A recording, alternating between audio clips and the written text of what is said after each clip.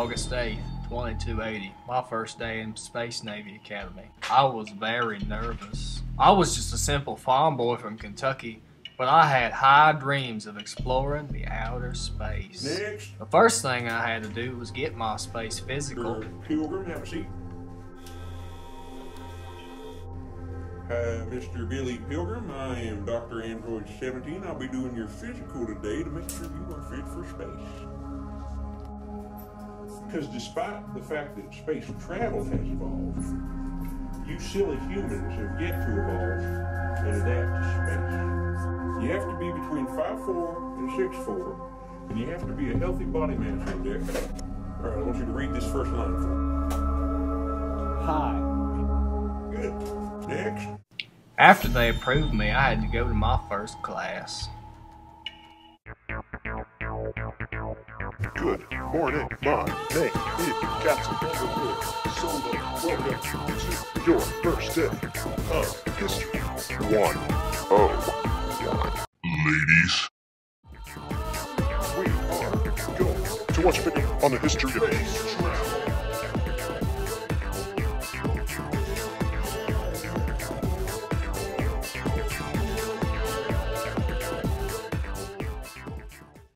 A brief history of space.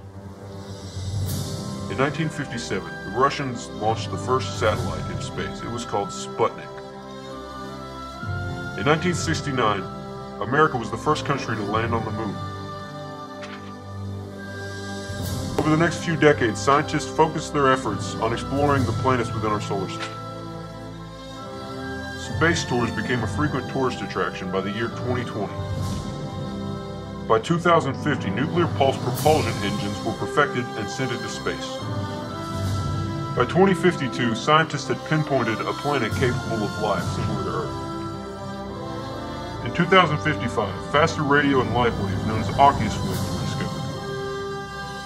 The first moon colony was planted in 2075. In 2153, a generation ship was sent to Omicron Persei 8.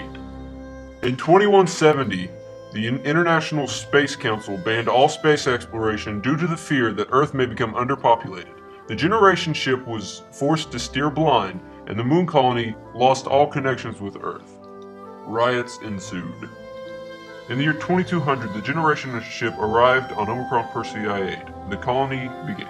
12 years later, the ban was lifted, and Mel Gibson VI made a movie about the entire world. In 2222, the first laser sail ships were perfected, and we reached speeds above light speed. In 2240, Earth made contact with the first alien civilization, known as the Tralfamadorians. In 2275, the Tralfamadorians declared war on Earth because we only saw 3 dimensions, and they felt we were inferior. The next year, the United States Space Navy was formed. Over the next few years, the Lawrence County Division of the Kentucky Space Navy Academy established itself as the best academy in the state. While I did love history class, engineering was my favorite. Welcome to Engineering 104. My name is Professor Farnsworth. In this class, we're going to learn about the different methods of space travel that have developed and evolved over the years. Near the end of the 20th century, man finally entered space. For the first 100 years, development was slow. But in more recent times, we've made vast expansions in our knowledge and experience in space. Nuclear pulse propulsion is one of the methods that scientists tried. The idea of nuclear pulse propulsion is to power the ship with nuclear reactions. That's basically a giant atom bomb propelling a ship forward. Surprisingly, propelling a ship with giant explosions isn't such a great idea. Fusion rockets are the opposite. Instead of splitting atoms to create thrust, fusion rockets rely on the combination of atoms. Now, fusion rockets were much more efficient, but they still only topped out at about 10% of light speed. Hold on, I got a text message. Fueling a rocket with antimatter is a wonderful theory, but it's just that, a theory. Because after all these years of proposing antimatter theory, we still don't really know what it is. And then, of course, there's the method that we here at the Space Navy use. Laser sails. Laser sails are powered by photons. A photon is a particle of light, and all light has displacement abilities. When you turn on a flashlight, it's like when you shoot a gun. There's a kick, you just can't feel it. I've prepared a demonstration. As you can see, my aqueous wave laser propels the sail forward, just as the gigantic lasers stationed throughout our solar system propel a real laser sail ship forward. Attention all students. The Tralfamadorians have attacked Earth. All captains and below report to the flight deck immediately. I sounded the alert, meaning someone was attacking. It was the Tralfamadorians. Me, my classmate, and my captain were shipped off into battle immediately. All right, boys and girl, I know we've only known each other for just a couple hours.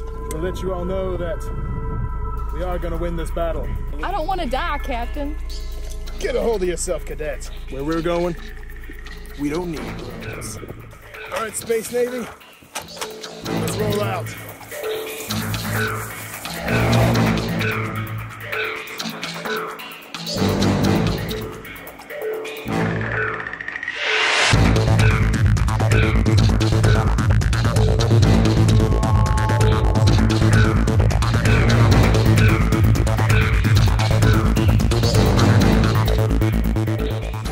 I killed that Tralfamadorian dead.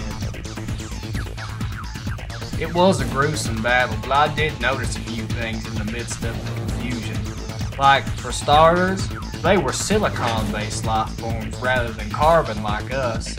And the atmosphere they were living in was very similar to Earth's because I suppose for life to exist in such conditions, it would have to be very similar to those that we have here on our planet.